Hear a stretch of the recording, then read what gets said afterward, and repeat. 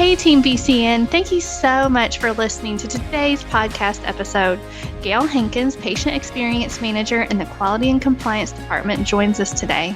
Gale will be retiring at the end of December, and in today's conversation, we celebrate her and her role, as well as look forward with her to the next season in her life, and even share some of her favorite recipes. Gale, thank you so much for joining us today. I am honored to be here with you, Heidi. Well, I am looking forward to our conversation and getting to know a little bit more about you. So, you've been working at Bluegrass Care Navigators for 15 years. How did you get started working here? Well, it's an interesting story. Eugenia Smither and I had worked together at a health plan before she came. It was Hospice of the Bluegrass at that time. And she called me and said she had a project she'd like for me to work on. And I declined twice. The third time was the charm. So I'm still here. What has your journey been like since you've been at Bluegrass Care Navigators career-wise? Well, it was a much smaller organization then when I started, and I was hired as a part-time quality coordinator. And I did things like chart audits and compiled and reported various data for quality and was just a resource to other people in administration and directors and programs, managers, just a skill set that I had that they didn't need in their role, but they needed help sometimes with things. Mhm. So that's where I started, and it has continued to evolve over the years into different things. And I've always joked with Eugenia, and I think in everyone's job description, there's that line that says "other duties as assigned." Yes. So I've had a lot of other duties as assigned, and I've always taken them on as here's something new to learn because you have to continuously learn. You can't just stop and get stale. That is true. That is very true. Tell me about your role currently.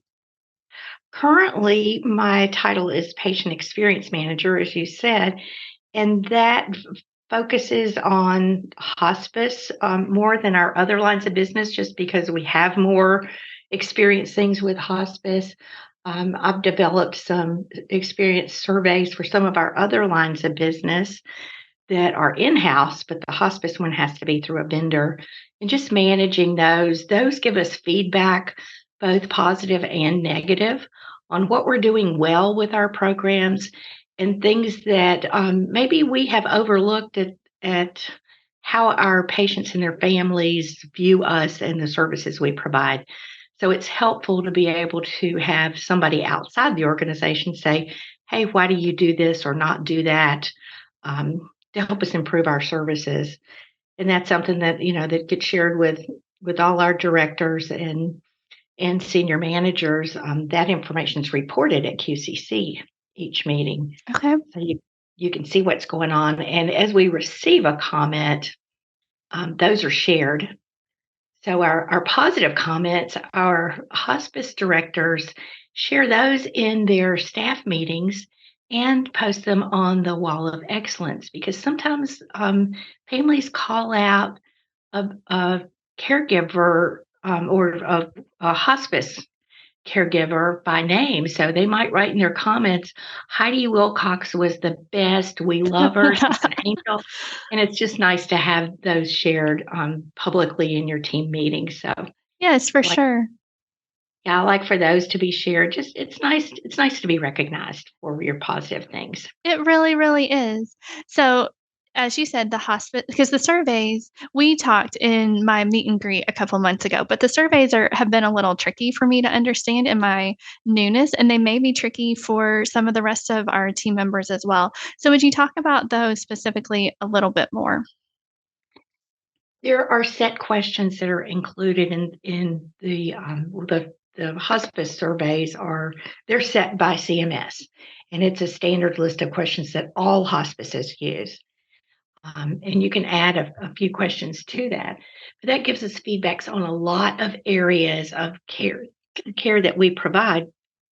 And our in-house surveys are similar. They cannot be exactly the same, but they're similar to ask important questions about the care we provide, just so we know, are we doing well with this? Can you get appointments? Can you talk to people you need to? But a theme that we carry across the entire organization is rating of care and would you recommend us? Mm-hmm. Uh, that's something Liz wanted to be carried across so that she could compare different lines of business and make sure we're not doing very well in one and dropping the ball in another. Mm-hmm. For sure. So now if I understand right, the hospice survey is the only one that is required. What other service lines did you develop surveys for, and why did you think it was important to take it to the next step when there was no requirement to do that? Well, we've had a survey for extra care that's been telephonic for many years because extra care felt like they needed a survey as well. And palliative has a survey that's mailed, um, and that information comes back, and I've always gotten that information back to me so that I can track it and trend it for them, give them a report each quarter as they do quarterly surveys. Mhm. Um, so that they have that information. Just it's good to have feedback on what you're doing well and what you're not, so you Mhm. can make improvements when you need to. Absolutely. And there have been other little surveys here and there that somebody just wants to do a one-time thing. I helped the music program in bereavement set up a little survey because they wanted to know, we've tried this out. How did it go? What was good? What was not so good? So we can figure out how to move forwards. Mhm. A little one-off things come up like that from time to time. So, really, how I think about your role, based on what you said and other people have said, is that you, through these surveys and the other things that you're doing, you help make sure that Bluegrass Care Navigators continues to be who we say we are and who we want to be. That's a good way to put it because, you always think when you look at yourself, you always think you're doing great. You're the best in the world. Well, maybe you are, and maybe there's a little tarnish on that shine. Polish up, so Right, right, for sure. Now, you've also been a member and sat on the board, if I understand correctly, on the Kentucky Association for Healthcare Quality. Can you tell me about your role with them? Yes, I've been involved with them for many, many years, and that's a statewide organization for healthcare quality individuals. I've served as a secretary, I've served as treasurer, I've served as president. So over the course of years, I've had a lot of roles on that board. And it's just a good organization where people in quality roles in different healthcare settings get together to learn. There are programs that are presented on a regular basis, have the ability to talk to each other and say, "Hey, I'm thinking about this. How do you all do that, or do you do that?" It's just a nice organization to have friends across the state that do similar work that may not be exactly the same, but it's a good share ideas organization. Absolutely. Do you remember when you first became part of that organization? It was early on. I don't remember. I was hired in 2007, and I don't remember if I started participating then or if it was 2008. It's been a long, long time. All right. And Eugenia mentioned that you received the Kentucky Association of Healthcare Quality Individual Award. Can you talk about what that award meant to you? Well, it's a lifetime achievement award, and I was not expecting anything like that. And unfortunately, I didn't get to attend that annual conference because I was sick. But I did send a statement in to say I'm just honored to receive this award, and that's something that's I only in the course of time that I have been in KAHQ, the Kentucky Association for Healthcare Quality. I only recall that award being given one other time. Oh, wow.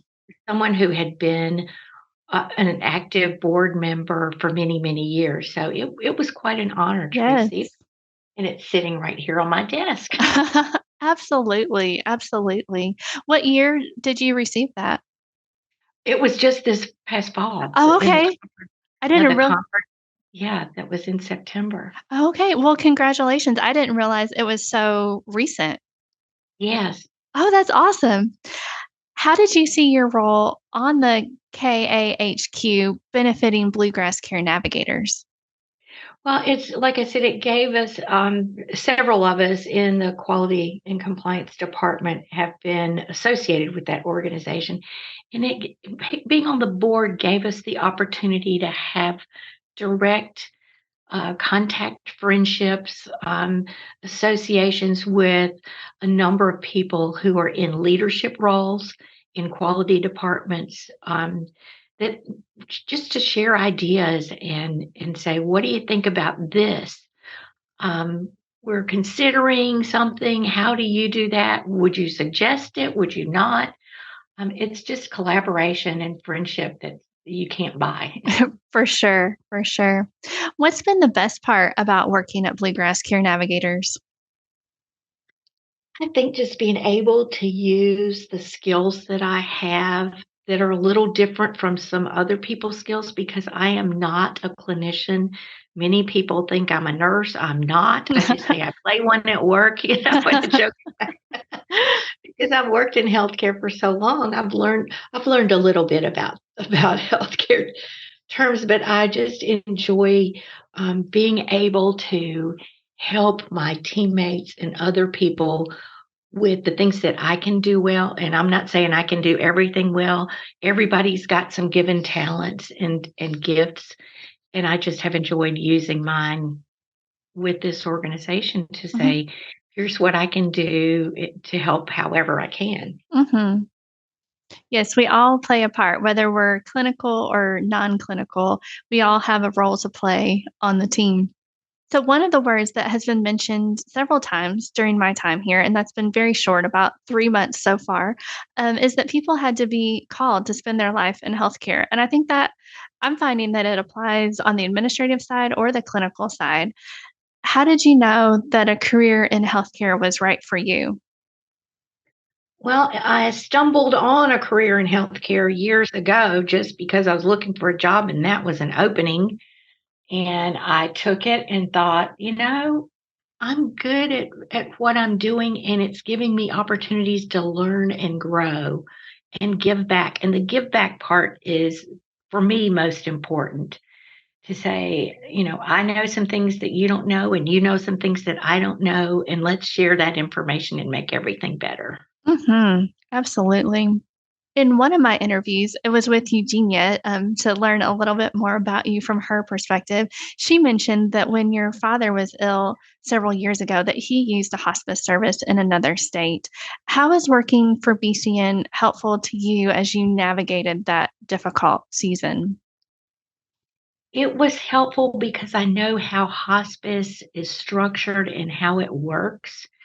So I knew how to talk to his nurse, which I talk to her on a regular basis to say, how's he doing? Here's some things that you might need to know about him. And just to know who to call if I had a question or, once or twice our family had an issue where we needed to change a clinician that my mother didn't click with. Um, just knowing how to do that was very helpful to me because I knew what hospice was is supposed to provide and what they can't provide because of the regulations we follow. Right, right. And especially being involved in quality and compliance, you have a very good understanding of what it's supposed to be like if it's who we say we are. Yes. Yes. What accomplishments in career-wise or maybe outside of your career are you especially proud of? I think I'm not a proud person to say I I'm get that. proud of this. I'm more humble than that. But I'm just proud that I could work all these years and offer some assistance and guide other people who are coming behind me who don't have the same experience level and different things at this point in their lives and careers. A quote that I have said many times that I learned from a friend at MD Anderson was he said, you stand on the shoulders of those who came before you. So you Mm, have learned from them. And that's something I've always kept to heart because no one person knows everything and is the crux to everything in the world. It's all intertwined. And we just have to guide and help each other. And there was somebody that knew a lot more before I started that helped me. And in my role here, um, now more than when I first started was, what can I pass on to other people to help them? That is something that everyone I talk to has mentioned about you, that you were always willing to learn new skills and go above and beyond to get the job done. But you were also someone that they look to as a mentor. And not everybody is that. Like some people can be all about me and just doing their own thing and doing their job very well, but not have that willingness to share with others in that way to help them in their own career. So, why is helping people in their own career especially rewarding for you? Well, I feel like I said, I'm not all that for the whole organization. We all have to work together because I have worked with people in the past who were so self-centered that they knew something that no one else knew, and they were not willing to share it. Oh, And I kept telling one of my coworkers like that, I said, "If you get hit by a bus, we're up the creek without a paddle." And he just kind of took pride in that, and I thought, "That's just wrong." In yes. my opinion, that's wrong, hmm because we're here to work together. We're all working towards the same goal. Absolutely. Absolutely. You not only were willing to help your colleagues out professionally, but you also took time to value them personally by making birthday desserts or, just other things, being a listening ear when they needed to talk. Why was it so important to take care of your colleagues and value them on a personal level as well as a professional one? Well, I think when you have professional relationships, it goes beyond that. We're all individuals. We all have great things to celebrate in our lives, and we all have struggles.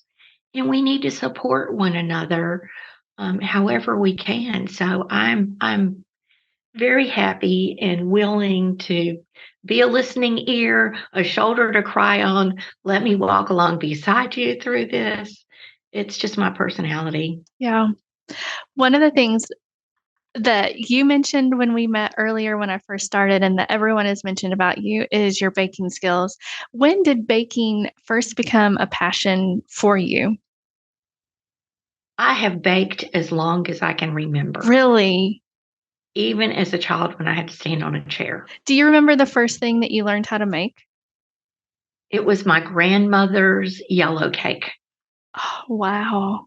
I What is your favorite thing to make now? really don't have a favorite. I just enjoy cooking. I enjoy baking. And it's just been my pleasure. You mentioned baking for birthdays for my department. When we were all in the office before COVID hit, we'd have in-person team meetings, and whatever month somebody had a birthday in that month, we celebrated that at the meeting, and I always baked a birthday dessert because I enjoy baking, and it just was a little bit more than going to the bakery and buying something. For sure. Yeah, I always think homemade is better than store-bought in this instance, especially.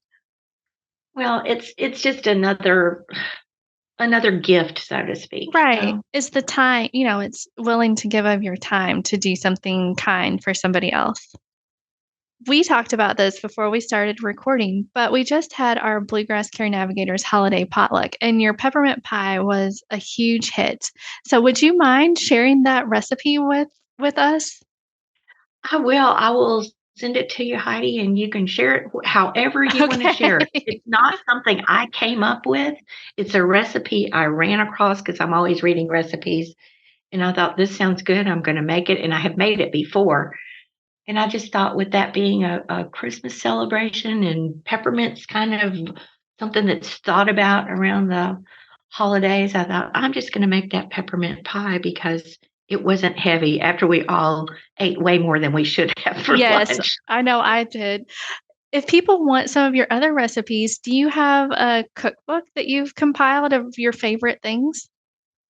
I don't have a single cookbook. I have many cookbooks, and I have recipes that I pull from different cookbooks that are favorites, and they're just all on it. They're all on a shelf, taking up a lot of space. Well, if you ever decide to compile a list of your favorites, let me know because I would love to purchase that. What are you most looking forward to in your retirement? I'm looking forward to getting back to some of the things that I just have laid aside because I didn't have time to devote to them. I used to do a lot of crafts, sewing, lots of things like that I just have laid aside because I just haven't had time to devote to them. Mhm. Well, I hope you get to enjoy this next season, and craft and bake and do whatever your heart desires that brings you joy. Before I let I am sure I will. before I let you go, is there anything else you'd like to say that I didn't know to ask you? Well, I just wish the best for all my friends at Bluegrass Care Navigators and success for the organization because we're here to support people who need our help, and that's what we have to keep in mind, and it will continue long after I have left. Well, you've put us in a good place from what I understand to continue to do well, so thank you very much for that. I can just say I've done the best I could with the things that I tried to tackle, and that's not to say I was successful with everything, but I kept plugging Yeah. and I feel like I've done a good job here. Yes, yes. From being new, I can just go on what other people have told me, but I've heard nothing but good things, so you're much appreciated. That's a heartwarming way to leave. There's nobody saying, "Don't let the door hit you on your way out." No. Well, Gail, it has been a pleasure to talk with you today. Thank you so much for your time and for the opportunity to get to know you a little bit better, and congratulations on your upcoming retirement. Well, thank you on the congratulations, and thank you for taking the time to even wanna have a conversation with me to say, "Well, what have you done in the last almost 16 years?" Right, right. Well, thank you again.